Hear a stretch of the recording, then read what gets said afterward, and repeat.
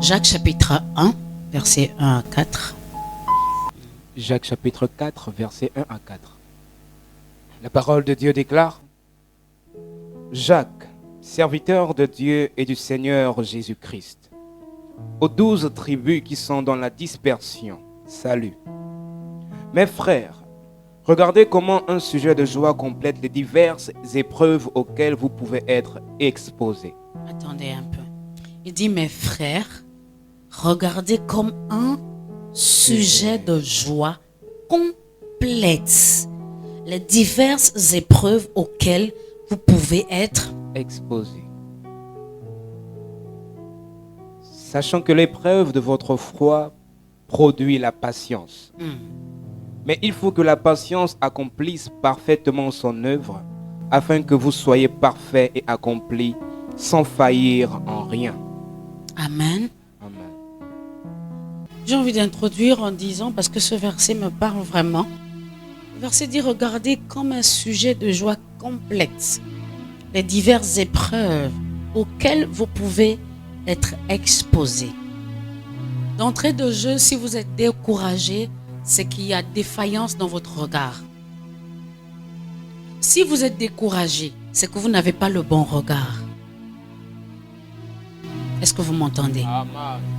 Normalement, pour Dieu, tout tourne autour du regard que nous avons sur ce qui se produit autour de nous. Personne n'a le pouvoir de vous décourager. Rien n'a le pouvoir de vous décourager si vous-même, vous n'acceptez pas le découragement. Amen. C'est très important que l'on pose ce fondement. Personne n'aura accès à votre cœur pour semer le découragement si vous ne lui en donnez la permission. Est-ce que vous m'entendez? Personne.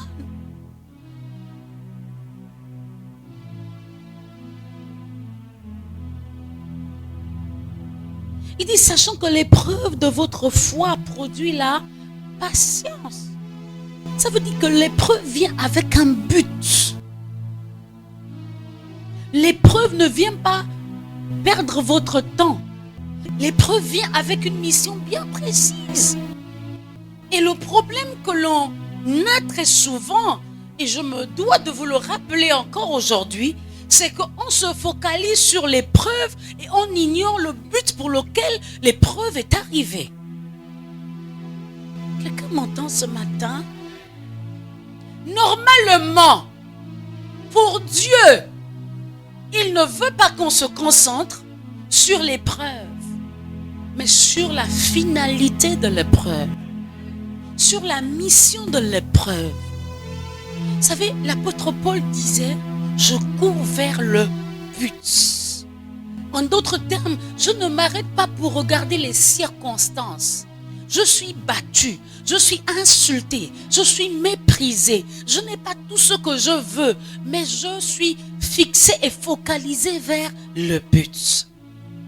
C'est important que pour le début de cette série, que l'on comprenne que quand Dieu permet les épreuves dans nos vies, c'est pour qu'on ait le regard sur le but et non sur les épreuves. Et on dit que ce but-là produit la patience. Dis à ton voisin, Dieu est en train de m'essayer. Sauf que l'épreuve vient pour produire la patience. La patience, c'est comme le canal. Ce n'est pas la finalité, mais c'est le canal. Alléluia. Parce que par la patience, c'est la patience qui va vous mener à destination. Vous m'entendez? Sauf que l'épreuve qui est censée venir produire la patience, vous la fuyez. Et finalement, vous ne produisez plus la patience, ou bien l'épreuve ne produit pas la patience, ou vous ne laissez pas l'épreuve produire la patience en vous, vous prenez les raccourcis. Et c'est là que beaucoup d'entre vous, vous gaspillez vos épreuves. Oh Jésus, qu'est-ce que j'ai dit? Est-ce que vous savez que les épreuves arrivent pour qu'on en fasse bon usage? Mais certains d'entre nous, nous gaspillons nos épreuves parce qu'on prend des raccourcis. Mais Dieu veut que l'épreuve produise la patience. Et nous embrouillons nos épreuves. Nous sémons du cafouillage dans nos épreuves. Et c'est là où, comment tu vas être éprouvé cadeau? C'est ce que ça veut dire. J'ai commencé l'épreuve, mais puisque je n'ai pas accepté le processus, eh bien mon épreuve devient nulle et sans effet. Ou bien elle devient polluée. L'un des dons précieux que Dieu puisse vous faire, c'est vous donner une épreuve. Oh mon Dieu. Je sais que vous n'aimerez pas mon message. Alléluia. Je dis l'un des dons précieux, l'un des cadeaux que Dieu puisse vous faire, c'est de vous donner une épreuve. Dans ce monde, dans le royaume, on enfante par les épreuves. On produit, on devient productif lorsqu'on est mis dans le feu. On se surpasse lorsqu'on nous met dans le feu. Shadrach, Meshach, Abednego n'auraient jamais su qu'ils pouvaient rester vivants dans le feu s'ils n'étaient pas passés. Tu ne connais pas encore la meilleure version de toi. Tu ne connais pas qui tu es réellement. Tu ne connais pas ce que tu peux produire si tu n'es pas dans le feu. Quelqu'un m'entend? Tu ne sauras pas ce que Dieu est capable de faire avec toi si tu n'es pas mis dans les conditions. Et tenez-vous bien, nos bénédictions sont emballées par des épreuves.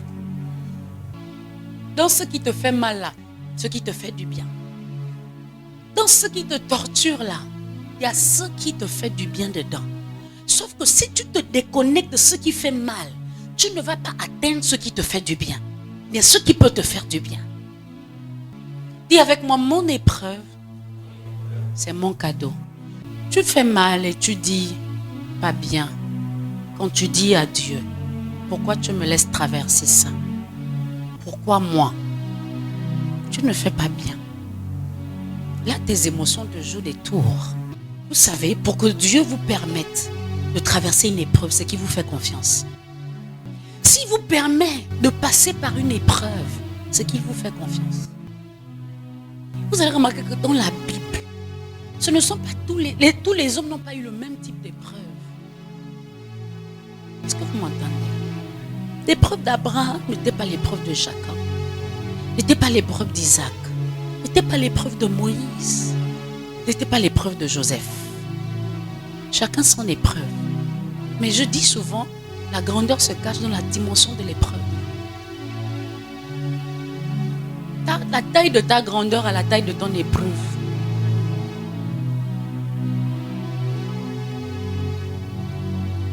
Tu ne peux pas dissocier Dieu de ce qui t'arrive. Ce n'est pas tout ce qui t'arrive qui est engendré par Satan. Alléluia. Très très souvent, Dieu est le commanditaire. Il dit, mais il faut que la patience accomplisse parfaitement son œuvre. Il faut que la patience fasse quoi? Parfaitement. Ça veut dire que toi, tu es en train de calculer la durée de l'épreuve. Dieu est en train de voir comment l'épreuve te rend parfait. Comment l'œuvre est parfaite. C'est-à-dire que toi, tu regardes la durée, Dieu regarde à la perfection. Hein? De ta patience. Toi, tu es en train de compter le temps. Seigneur, ça fait déjà 1 an, 2 ans, 3 ans, 4 ans. Dieu est en train de regarder à comment l'épreuve est en train de te travailler. Comment l'épreuve est en train de te rendre patient. Comment l'épreuve est en train de te briser. Comment l'épreuve est en train de te donner une forme. Certains d'entre vous, vous êtes devenus ce que vous êtes aujourd'hui. Je parle du caractère à cause des difficultés que vous avez traversées. Il y a des fois, il faudrait qu'on accepte que Dieu nous humilie parfois. Ce n'est pas toutes les humiliations qui viennent de Satan. Vous savez que Satan, c'est un employé de Dieu. Ne le savez-vous pas? C'est un employé de Dieu. Donc, tant que l'œuvre ne sera pas parfaite, l'épreuve ne s'arrête pas. Donc, au lieu d'analyser le temps, analyse l'œuvre. Où est-ce que j'en suis? Qu'est-ce que l'épreuve a déjà accompli en moi? Qu'est-ce qu'il reste à faire? Et plus vite tu réalises, plus vite l'œuvre se produit.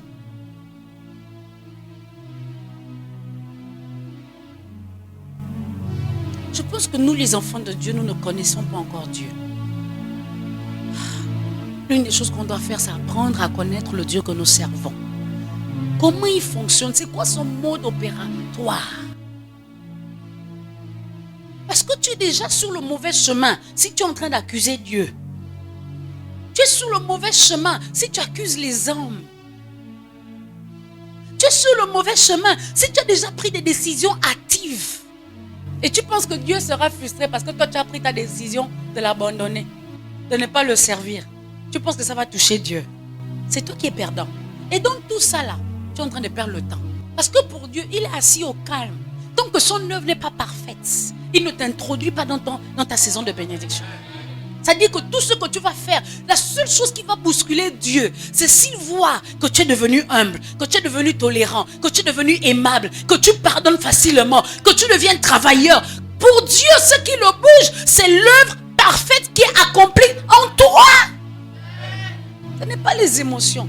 Ce n'est même pas ta galère qui bouscule Dieu. Dieu n'est pas dérangé par le fait que tu n'aies pas l'argent de taxi pour venir à l'église. Tant que son œuvre n'est pas parfaite. Je vous ai dit que Dieu bâtit de l'intérieur à l'extérieur. Mais il faut que la patience accomplisse parfaitement son œuvre. Afin que vous soyez parfaits et accomplis sans faillir en rien. J'ai dit dans Vaillant Héros que Dieu est un investisseur qui ne tourne pas à perte. C'est pour ça qu'il prend son temps. Il fait les calculs. Avant de libérer ce qu'il doit libérer, il doit s'assurer que ce sera préservé. Pour Dieu, ce n'est pas juste déposer le potentiel en quelqu'un ou manifester le potentiel en quelqu'un. Mais c'est comment ce potentiel sera gardé. Est-ce que tu vas faillir? Nous, on est pressés de manifester. Dieu, il fait attention à comment ce sera préservé. La Bible dit qu'il voit la fin d'une chose avant même son commencement. Et c'est là où on ne le comprend pas. Lui, il voit la fin. Toi, tu es en train de voir, Seigneur, quand est-ce que tu vas commencer à me bénir? Toi, tu es sur le début, lui, il est déjà à la fin. C'est un peu l'image d'un réalisateur. Il a déjà réalisé son film. Et vous venez au cinéma. Vous voyez qu'on est en train de vouloir tuer l'acteur. Vous êtes en train de crier.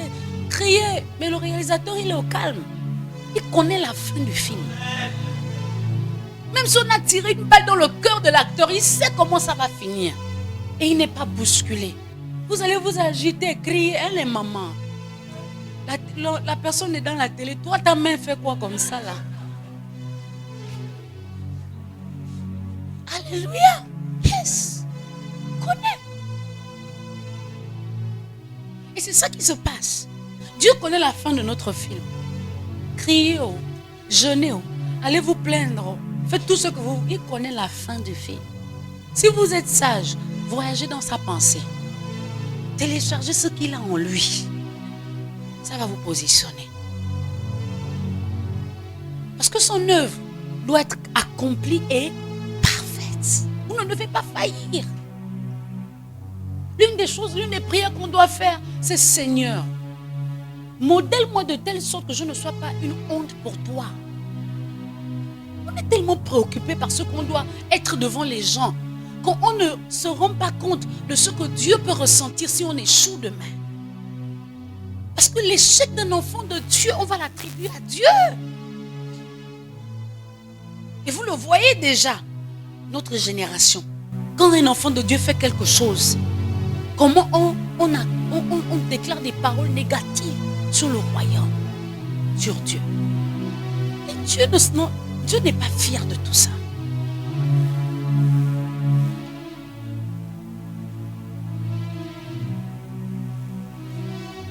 pouvez donner la clé de votre véhicule à votre enfant de 4 ans pour aller conduire?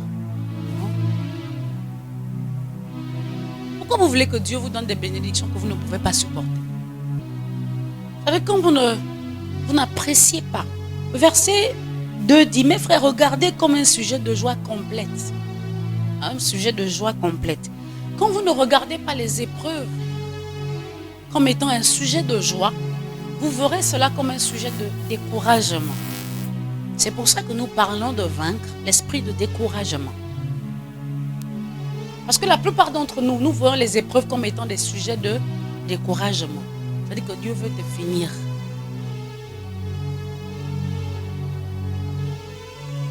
Et l'un des outils que le diable utilise, parce que nous lui donnons la permission, c'est l'outil du découragement. Pour nous vaincre. Le diable utilise le découragement. Et beaucoup d'entre vous, vous êtes assis là. Certains d'entre vous n'êtes même pas conscients que où vous êtes là, vous êtes découragés. Et je vais commencer par parler des symptômes. Vous savez, quand on arrive vers la fin de l'année, il y a beaucoup d'oppression satanique. Il y a beaucoup de pesanteur dans l'atmosphère spirituelle. Et c'est là où beaucoup se déroutent. Beaucoup se déroutent. Et vous allez remarquer que c'est en janvier où les gens vont essayer de revivre à nouveau. Ils vont essayer de revoir leurs objectifs. Là où vous êtes là. Parce que depuis janvier jusqu'à maintenant, il y a des choses que Dieu n'a pas encore faites dans votre vie. Vous êtes déjà découragés. Vrai ou faux? Les chrétiens, dites la vérité. Vrai ou faux? C'est en janvier où votre force va revenir. Parce que vous pensez que c'est la nouvelle année qui change les choses. Ce n'est pas la nouvelle année qui change les choses. C'est vous qui dictez à la nouvelle année, par le Saint-Esprit, ce qu'elle doit être. Ça veut dire que, à partir de maintenant, jusqu'à décembre, vous pouvez dicter ce que ce sera. Vous avez déjà accepté le découragement. Bon, on attend seulement 2023, c'est que ça va nous apporter. Les symptômes du découragement. Symptôme numéro 1. Avoir des pensées d'abandon. Je pense que même si je m'arrêtais là, j'ai déjà prêché. Déjà aussi. Avoir des pensées d'abandon ou des pensées suicidaires. Des pensées suicidaires. Vous savez, quand je parle de pensées suicidaires, ce n'est pas juste se mettre la corde au cou et décider de s'étouffer. Certains d'entre nous, on a des pensées suicidaires dans les affaires. Quand tu vas abandonner tes affaires, parce que tu es découragé, ce sont des pensées suicidaires. Est-ce que vous m'entendez? Certains d'entre vous voulez déjà abandonner vos enfants, comme ils vous rendent la vie difficile. Là. Vous voulez dire, bon, débrouille-toi, fais comme tu veux. Ça, c'est des pensées suicidaires. Est-ce que vous m'entendez? Vous avez décidé d'abandonner le Seigneur, le service. Vous avez décidé de faire maintenant comme vous l'entendez, comme vous le sentez. Ça, ce sont des pensées suicidaires. Parce que ça a des conséquences. Ça a des conséquences. Certains d'entre vous, vous ne priez même plus. Vous vous réveillez. Vous commencez votre journée. C'est suicidaire. C'est suicidaire. Je ne paye plus ma dîme. C'est suicidaire. C'est pour ça que je dis que certains d'entre vous, vous êtes dans le découragement, vous ne savez pas. Exode chapitre 14, versets 10 à 12 et Jonas chapitre 4, verset 3. Exode 14, versets 10 à 12. Jonas 4, verset 3. Exode chapitre 14, versets 10 à 12. Pharaon approchait, les enfants d'Israël levèrent les yeux. Et voici, les Égyptiens étaient en marche derrière eux. J'espère que les missionnaires prennent bien note.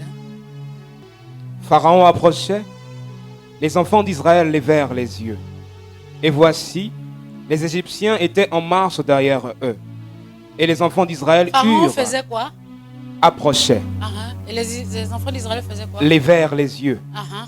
Et voici, les Égyptiens étaient en marche derrière eux. Et les enfants d'Israël eurent une grande frayeur et crièrent à l'Éternel. Ils dirent à Moïse, N'y avait-il pas de sépulcres en Égypte sans qu'il fût besoin de nous mener mourir au désert? Est-ce que vous suivez la lecture? Il faut suivre la lecture, s'il vous plaît. Que nous as-tu fait en nous faisant sortir d'Égypte? N'est-ce pas là ce que nous te disions en Égypte? Laisse-nous servir les Égyptiens, car nous aimons mieux servir les Égyptiens que de mourir au désert. Moïse répondit au peuple, ne craignez rien. Restez en place. On va rester là avant qu'il ne reste en place. Yes. Ils dirent quoi? Nous aimons mieux Servir les Égyptiens que que de mourir au désert. Est-ce que les deux options ne sont pas suicidaires? Yes. Alléluia. Est-ce que les deux options ne sont pas Suicidaire. L'Égypte n'était pas mieux que le désert. Et le désert n'était pas mieux que l'Égypte. Je suis en train de dire à quelqu'un, tu te dis que je suis enfant de Dieu et je traverse les épreuves. Mieux je repars dans le monde.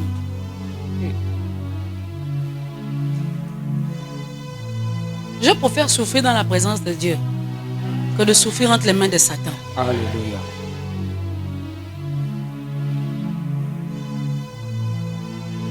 Ça, ce sont des pensées suicidaires. C'est-à-dire qu'on préfère retourner chez notre bourreau que de rester ici dans ce désert. Et certains d'entre nous, on a des suggestions démoniaques dans nos têtes. Des choses que vous planifiez faire. Certains ont voulu des pensées suicidaires. Là, je parle à quelqu'un, c'est réparti dans sur le terrain familial. Tu sais que tous tes problèmes viennent de là. Mais parce que tu n'as pas à manger un jour, tu as décidé de répartir. Là où la gueule du lion est ouverte. Est-ce que ce n'est pas suicidaire?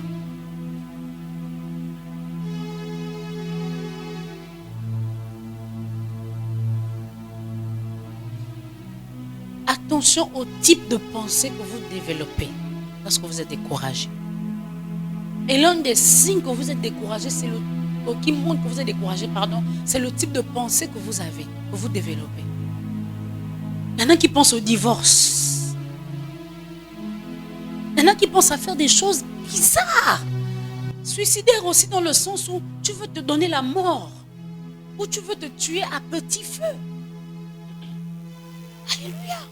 Attention. Et ne pensez pas que parce qu'on parle en langue, on n'a pas ces pensées-là. Toute personne découragée a envie d'en finir avec quelque chose. Amen. Tu as un emploi. Ce n'est pas Dieu qui t'a dit que parle de cet emploi. Parce qu'on t'embête au travail. Ça ne passe pas avec les collègues. Tu veux abandonner le travail. Sachant que tu n'as même pas encore un meilleur emploi. Ça, c'est suicidaire. Au nom de Dieu pourvoira. Attends que Dieu pourvoie. Et quand Dieu a pourvu, tu enlèves ton corps. Est-ce que vous m'entendez? Ça, c'est aussi de la sagesse. Attention aux pensées. Surtout, vous savez, quand Dieu parle, présentement, certains d'entre vous, vous vivez la situation. Mais d'autres, les épreuves vont arriver, vont s'enchaîner. Et Dieu est en train déjà de vous préparer à cela. Est-ce que vous m'entendez? Mais il dit attention aux pensées, au type de pensée que vous aurez. L'une des pensées suicidaires qu'un enfant peut avoir, c'est de maudire ses parents. De dire, je n'adresse plus la parole à mon père. Je n'adresse plus la parole à ma mère. C'est suicidaire. Parce que le parent a dû faire quelque chose qui t'a découragé. Ça, c'est suicidaire. La Bible déclare que si on honore nos parents, nos jours seront prolongés sur la terre. Ça veut dire que quand tu déshonores tes parents, tes jours seront écourtés. Certains de nous qui déshonorons les autorités, nous écourtons nos jours. C'est suicidaire. De vouloir affronter ton autorité, c'est suicidaire. Et souvent quand on est découragé, le support qui nous donne la force est affaibli. Notre âme. Parce que quand vous êtes fortifié dans votre âme, vous êtes fortifié à l'extérieur. Mais quand votre âme devient faible, vous êtes susceptible de tout faire. Même ce que vous savez que c'est mal. Vous savez que ça là, Dieu n'aime pas ça. Mais quand ton âme est faible, tu cèdes facilement. Attention. Quelles sont les pensées qui t'animent ces derniers temps? Hello. Quelles sont les pensées? Pendant que je parle, il faut que tu fasses le bilan de ton âme. Quelles sont ces pensées? Concernant ta famille, concernant tes enfants, concernant ton église, concernant même ta relation avec Dieu. Quelles sont les pensées qui t'animent en ce moment? Quand tu fais l'analyse, est-ce que tu es sûr que ces pensées-là vont produire du fruit digne de la repentance? Ou bien ça va t'emmener dans la destruction? Il y en a qui disent, je m'en fous de ce qui va arriver. Ah ouais, ça c'est suicidaire. Le livre de Proverbes dit qu'avant de mener une action, il faut réfléchir. On ne réfléchit pas après avoir mené l'action. Amen. Jonas chapitre 4, verset 3. Jonas chapitre 4, verset 3. Maintenant, Éternel, prends-moi donc la vie, car la mort m'est préférable à la vie. Alléluia. Amen. Jonas s'était dépassé par le peuple de Ninive. Et dans sa fuite, il a commencé à dire des choses à Dieu. Prends-moi donc La vie. Amen. Et certains de vous, attention aux paroles que vous sortez quand vous êtes affaiblis. Je préfère même mourir, pardon. Vous voulez me tuer? Non, non, non. Oh, les problèmes là vont me tuer. Attention. L'esprit de mort n'est jamais loin. Attention. Certains d'entre vous, où vous êtes assis là, vous avez même les... On appelle ça comment? C'est-à-dire que vous savez que si je dois me suicider, je dois prendre le charbon avec le lait. Je prends juste un exemple banal comme ça. Je ne sais pas si ça existe. On ne veut même pas savoir si ça existe. Alléluia. Où vous êtes là, vous avez déjà conçu de telles pensées. Le jour où quelqu'un me fait et puis c'est arrivé jusque là. Je fais ci, je fais ça. Vous vous renseignez même. Dis à ton voisin, c'est suicidaire. Mais attention, parce que vous appelez parfois la mort par vos paroles. Vous savez, le jour du malheur, la Bible déclare que la nuit vient les pleurs et le matin l'allégresse. Amen. Ça veut dire, et on dit que quelle que soit la durée de la nuit, le jour finit toujours par se lever. N'est-ce pas? Ça veut dire que ce que tu traverses là, ça a une date d'expiration. Sauf que pendant que tu es dans ça, tu as l'impression que ça ne va jamais finir. Et là, tu vas semer des mauvaises paroles et des mauvaises pensées. Et le jour où permettez-moi la tautologie, le jour où le jour se lève, tout ce que tu as semé comme pensée et comme parole, ça va te rattraper. C'est pour ça qu'il faut faire attention à ce qu'on dit quand on est mal. Est-ce que vous m'entendez? Attention aux pensées. Je vous ai dit que les pensées libèrent des énergies. Lorsque vous êtes une personne négative, vous allez attirer la négativité autour de vous. Mais lorsque vous êtes une personne positive, vous allez attirer la positivité. Donc attention même à vos pensées. Il faut soigner ses pensées et ses paroles.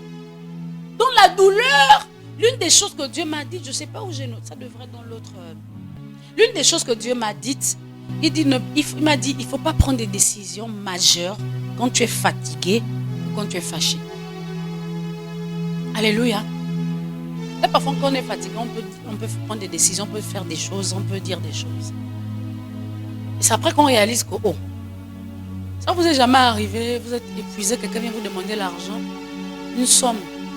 Oui, c'est bon, on verra, je vais te donner ça. Tu es fatigué, tu parles dans l'épuisement.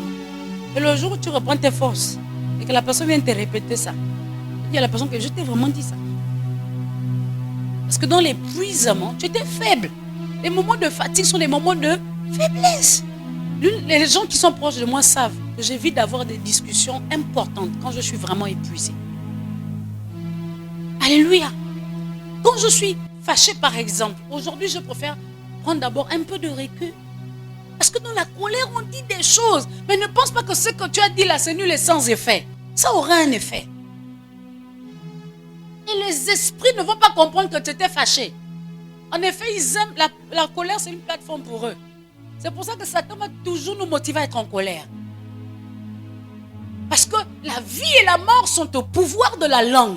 Si Satan peut te pousser à la colère, toi-même tu vas détruire ta vie avec tes mots.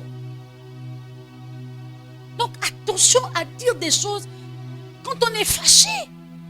L'une des choses qui m'avance, c'est que quand je suis trop en joie, je ne dois pas prendre des décisions. Parce que dans la joie, on dit des choses, c'est après qu'on réalise. Est-ce que vous m'entendez? Parfois, on libère des paroles quand on est dans des émotions fortes. Dans des moments d'épreuve. Ça vous est déjà arrivé d'être dans la chambre, vous pleurez? Oh, ma vie là, c'est seulement l'échec. Tout le monde réussit sauf moi. Ah ouais, tu es en train de s'aimer. Tu es en train de s'aimer. Ça va te rattraper. Ça va peut-être pas changer parce que tu as destiné entre les mains de Dieu. Mais ça va ralentir ton processus. Ça va ralentir. Vous savez, je vous ai dit que les mauvaises ondes produisent des choses. Les bonnes ondes produisent aussi des choses. Certains d'entre vous, ce qui vous arrive, c'est à cause des ondes qui sont vous. Si vous faites un assainissement de votre âme, vous serez choqué des choses qui vont commencer à vous arriver.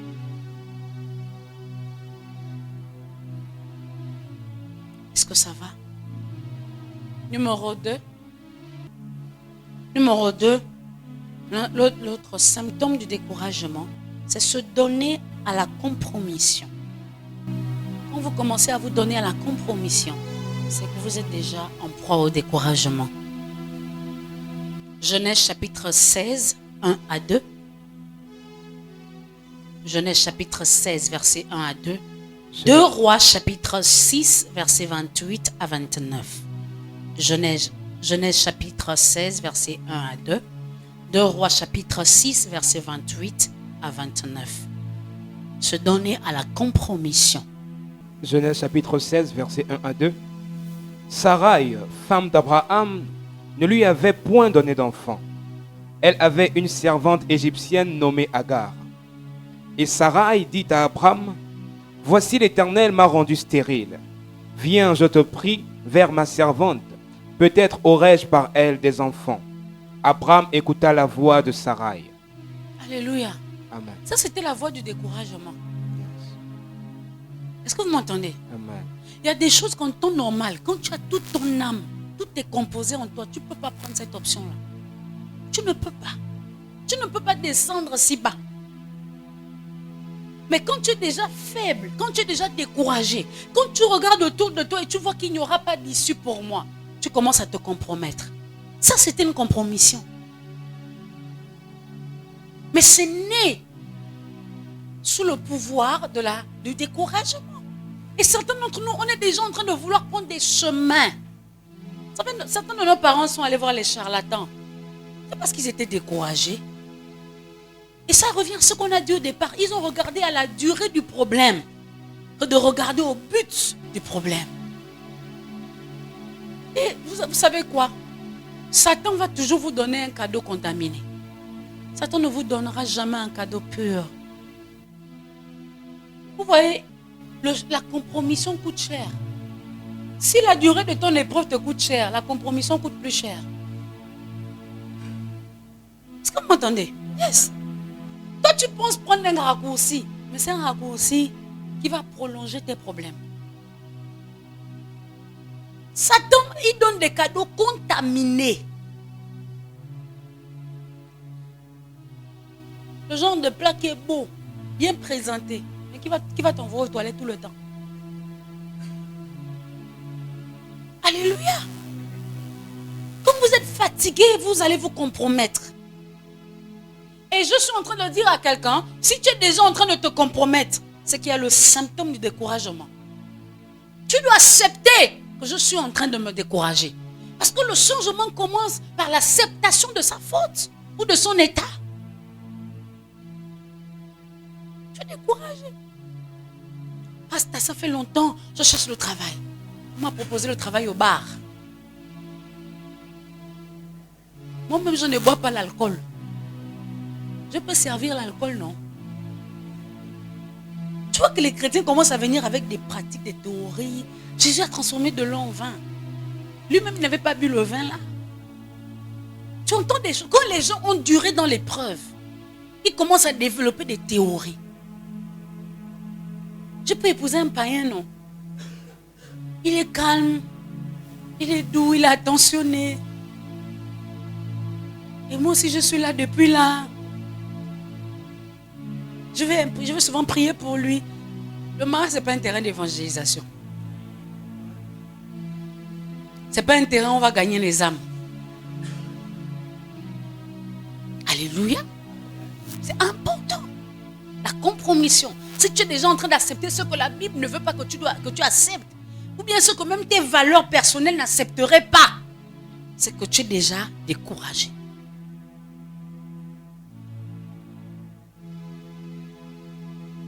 Même au travail, on le vit.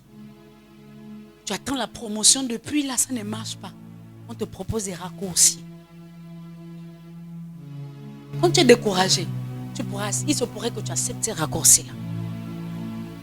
Alléluia. Yes. Quand tu attends de Dieu quelque chose et ça ne vient pas. Vous savez, Satan a ses agents. Il enverra toujours ses agents pour parler à tes oreilles. Pour parler dans tes oreilles. C'est important. Et quand un agent de Satan vient, vous devez identifier que ça, c'est l'œuvre de Satan. Dieu ne peut pas parler comme ça. Je dis ça souvent à mes fils et filles. Je dis que ce que tu viens me dire là, est-ce que Dieu peut être content de ça? Est-ce que Dieu peut collaborer? Est-ce qu'il peut applaudir ça? Et certains d'entre vous, l'illusion, c'est que je fais d'abord, on va réparer plus tard.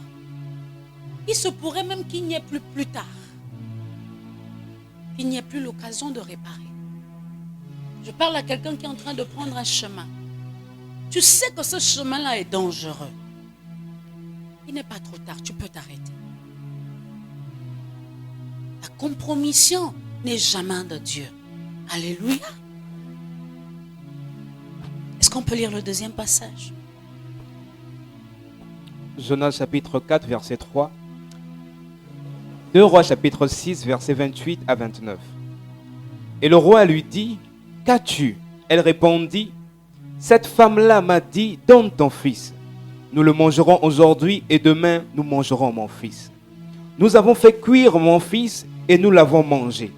Et le jour suivant, je lui ai dit, donne ton fils et nous le mangerons, mais elle a caché son fils. Comment vous comprenez que d'autres êtres humains arrivent à s'asseoir pour discuter sur comment on peut manger?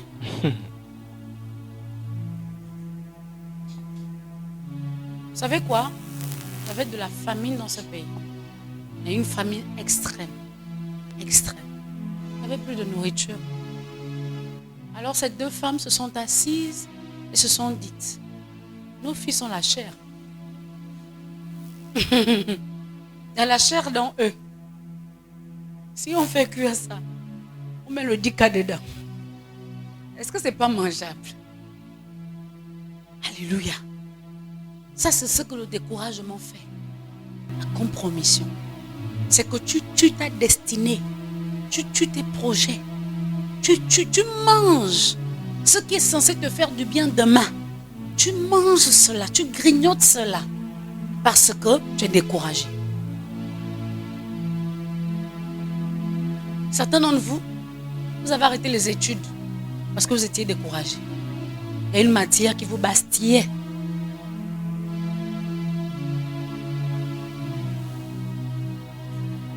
L'argent ne venait pas à temps. La compréhension n'était pas facile. Elle n'était pas fluide. Certains d'entre vous, vous êtes livrés aux hommes parce que le travail n'est pas encore là. Pasteur, il peut prendre soin de moi. À cause de 10 000 francs, tu es en train de vendre ta destinée. À cause de 20 000, 30 000, 40 000 que ce monsieur te donne. Et certains d'entre eux, à part le plaisir que vous pensez avoir, il y a les maladies. Il y a les démons, parce qu'il n'y a pas que les maladies sexuellement transmissibles. Il y a les démons sexuellement transmissibles. Et vous êtes vous-même en train de changer le cours de votre vie négativement, parce que vous avez décidé de vous compromettre.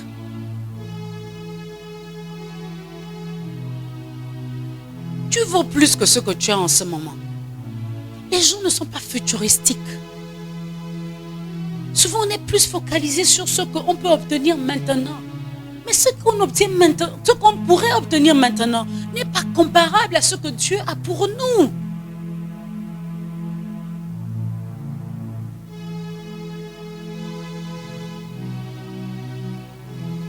Vous savez quoi, ma mère?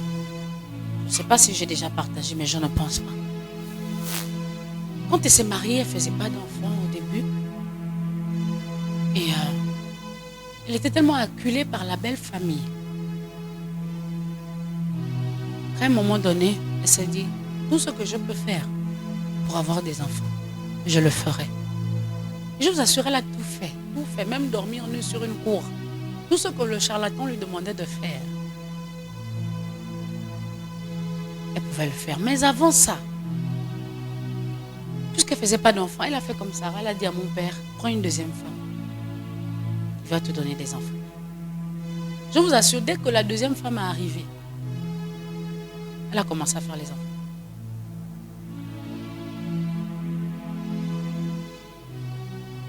Et tous ces problèmes ont commencé par là. Elle n'a pas su patienter. Elle a fait les enfants jusqu'à la fait 10. Une seule personne.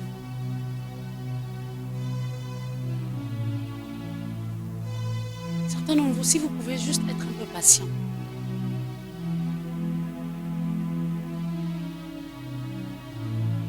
Parfois, ce qui retarde notre bénédiction, c'est le fait qu'on ne soit pas stable, qu'on soit à gauche, à droite.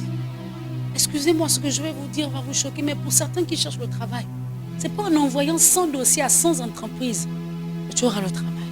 Si tu es un peu plus focalisé, tu sauras dans quelle direction Dieu veut t'emmener. Parfois, on est dispersé parce qu'on fait. Et vous allez remarquer que quand Dieu veut maintenant vous bénir, ça n'a rien à voir avec tout ce que vous avez fait.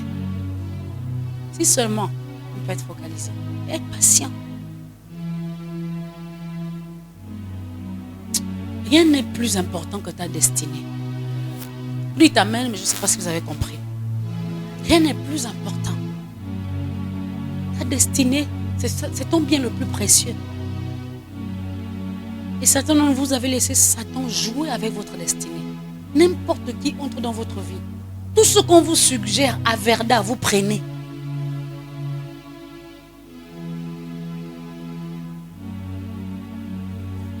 Où tu es là, l'homme avec qui tu vis, tu n'as pas épousé, mais il te frappe. Tu es sérieux? Tu es sérieuse?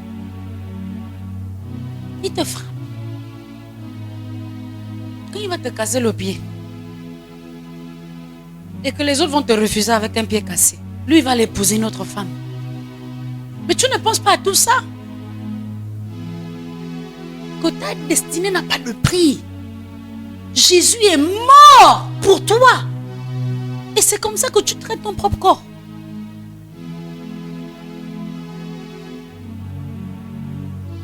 « 10 ans de concubinage, 15 ans. S'il voulait t'épouser, il allait t'épouser depuis. Et c'est vous là qu'on laisse. On va épouser d'autres femmes. Et vous dites que Dieu ne vous aime pas. Toi-même, est-ce que tu t'aimes?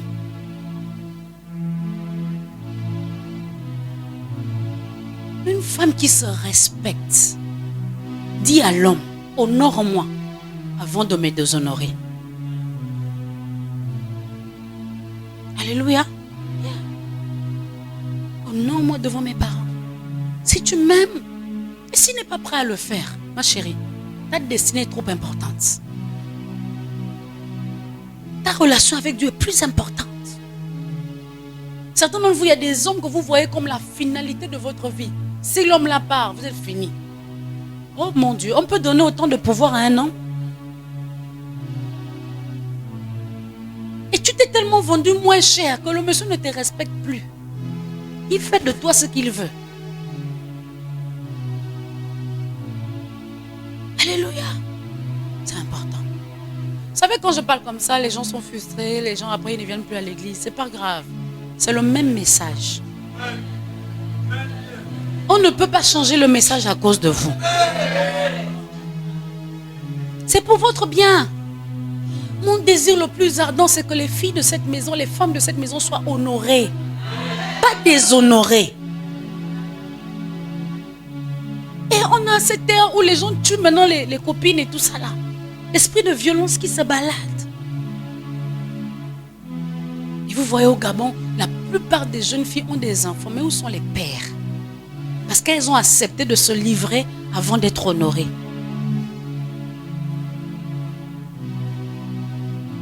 Amen. Yes.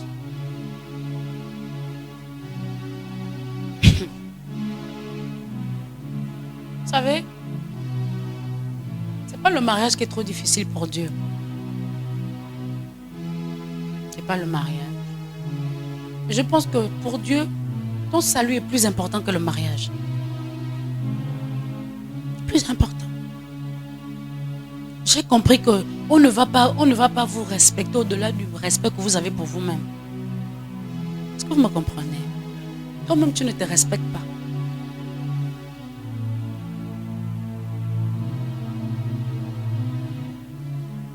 Je prie que Dieu nous aide. Je prie que toute semence de découragement en vous soit déracinée. Toute forme de compromission qui s'est installée par le moyen du découragement, que cela soit détruit au nom de Jésus. Que Dieu vous relève. Que Dieu vous fortifie dans le nom puissant de Jésus. Amen. Gloire à Jésus. Est-ce qu'on peut se lever, s'il vous plaît?